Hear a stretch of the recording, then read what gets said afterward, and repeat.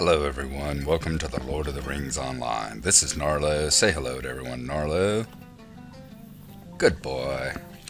And I notice as we're standing here, our icon up here is blinking. So let's go ahead and activate our cloak, shall we? And now we got 30 minutes of the fast running speed again. I'm never going to let myself live that down, that's for sure. Alright, I noticed as I was running through here, we've got a couple of rings. When we left off, we were down way over yonder in South Bree, coming up this way. We were going to start working on those two quests we'd given, including Sharky's Men and a Dwarf-made blade. The Dwarf-made blade spoke to us about talking to the smiths of Bree, and two of the smiths here now have rings over their heads, so why don't we chat with them right quick? Tell me what you need or move along. Don't be bothering me with such nonsense. Dwarves always looking down on us, claiming we're jealous. Now they're going to start accusing us of stealing? Shoo! Off with you. I don't have time to take this sort of nuisance. I'll complain to the mayor, I will. Alright. Doesn't sound like he is one of the guilty parties. What about this gentleman? Tell me what you need or move along. Looks half-orc himself. Bah, I don't be needing to steal some dwarf blade. People like my work. It's quality. You tell that Lofar that I didn't steal his fool sword and try to pass it off as my own. Alright. So Flint and Pete didn't have anything to do with it, apparently. I see another circle over here. There's another crafting area, bench thing on the map. Let's go speak to Matt Haywood.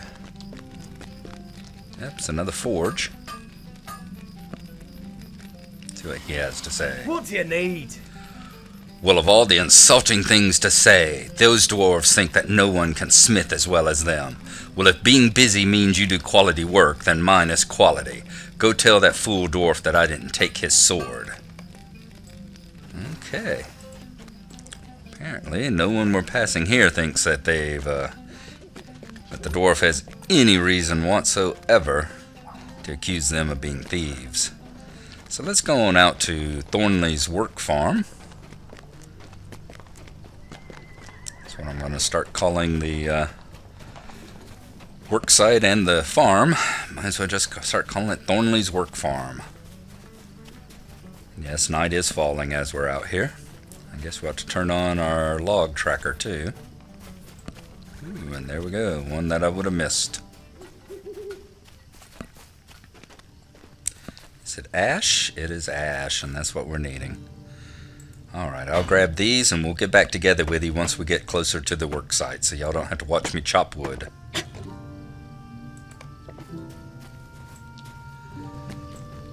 And we're passing by the little cabin that Grimbriar and Lofar is at. As you notice, just collecting 3 branches out here was enough that they have caused my little paper doll to pop up with my tool being damaged. And I've definitely got to get a better quality. Of course, I've been using it quite a bit. Crafting some items inside the crafting area as well, but I've definitely got to get my... Whoa, let's not get too close to that bear. That was almost a mistake. I've got to get my dwarf Glenorin to craft me a better set of tools here so they don't keep wearing out so quickly.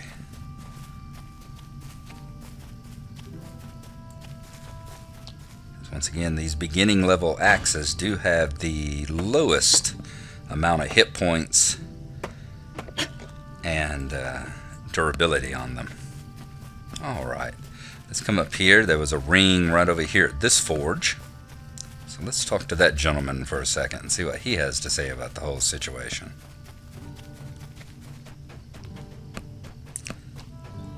Brenton Thistleway. What can I do for you? What? A stolen sword? Stolen from a dwarf? I don't know what you're talking about. Please, go away. I don't know anything about it. Kenton mops his brow nervously. Yes, I admit it. I took it. Please don't tell the constable, please. I did it to save my family. See, a brigand named Nate, he told me that he would hurt my family unless I made a sword for their Captain Blake. But I didn't have the iron to forge one, and I was desperate to save my family, so I took the dwarf sword. Nate said that before he gave the sword to Blake, he was going to test the blade against the workers at the site of Thornley's silo, just before the graveyard in the Boar Hollow. If you can find him there, maybe you can convince him to return Lofar's sword and leave my family alone. What do you say? Why to take a moment of your time? Now, I want to set matters right, I do, and maybe you could help me do that. See, like I said before, Nate said that before he gave the sword to Blake, he was going to test the blade against the workers at the unfinished silo site to the east. The site is just before the graveyard and at the top of the Hollow of Boars. If you find them there, maybe you can convince him to return Lofar's sword and leave my family alone. What do you say? Well, I said we're definitely not going to be able to allow him to test out a sword against some poor defenseless workers, so I guess we're going to have to go to the silo site and find Nate. Now you can cut across easily enough, but there is officially a road that goes to it if you head back down to the south here. You've got the road that goes over to the farms, and you've got the road that goes over here to where the graveyard is and the unfinished silo. So let's see if we can find Nate.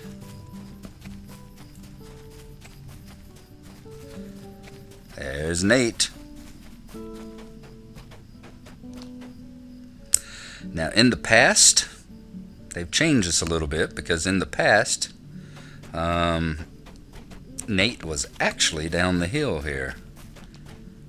He was down, if you head on down here, you end up down here in the boar field, and I think he was over here in one of the corners of the boar field, and you actually had to look for him a little bit. And right here definitely seems to seems like they've moved him up here to the top of the hill, so you don't have to look for him as hard. Can't remember what he was doing. Maybe he was just going to go attack boars or something like that, but let's see what happens to Nate.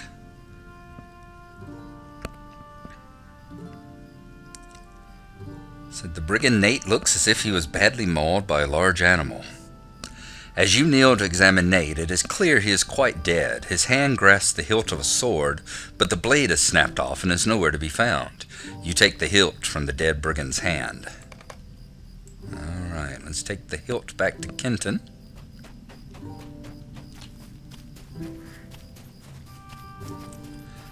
See another adventurer out here, a captain and his ally, out running around, probably hunting bears. Let's go back to talk to Kenton.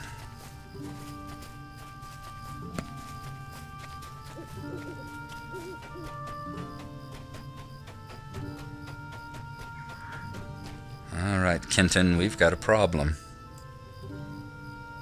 How can I be of service?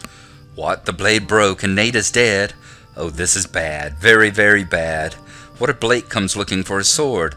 I won't have one to give him, and they'll do something terrible to my family. I need a sword to give him. If only I had another blade to give them. Wait, do you think Lofar would make another if you explained the situation to him? My family's in danger. Could you please ask him? Okay, now we've got to go get a dwarf to agree to help a thief. Honorable as they are, this might be a problem. But let's go talk to Lofar. And on the way, why don't we go over here? Let's kill us some brigands, too. Let's see if we can find the evidence of whoever they're working for, so we can take it back to the constable. Okay. Dogwood Farm.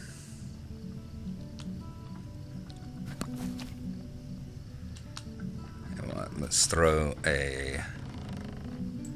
Are you going to move far enough away?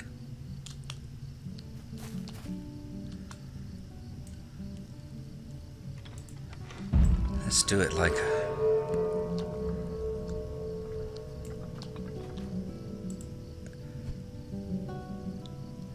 Alright.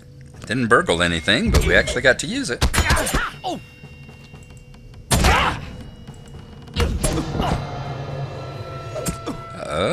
Stunned us. Ah! Oh, come back here. Ah! I said, I really wish I had a ranged weapon. Alright, we found a strange medallion. Let's see if it shows up in our inventory. It does not, so hopefully it'll show up on the quest list. Well, there's a broken hilt. Blade has been completely snapped off at this hilt. Let's look at Sharky's men. This medallion is worn by high-ranking brigands and bears an unmistakable S shape. Okay. So we can take that back to the Chief Watcher. And see if he can identify where perhaps the brigands are coming from. I said, people have read the books. Y'all should already know where this is heading. We've got a medallion with the letter S on it. And we have someone named Sharky.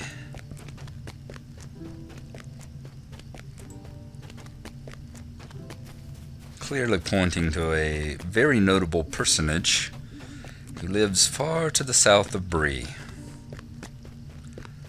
Let's talk to Lothar here first.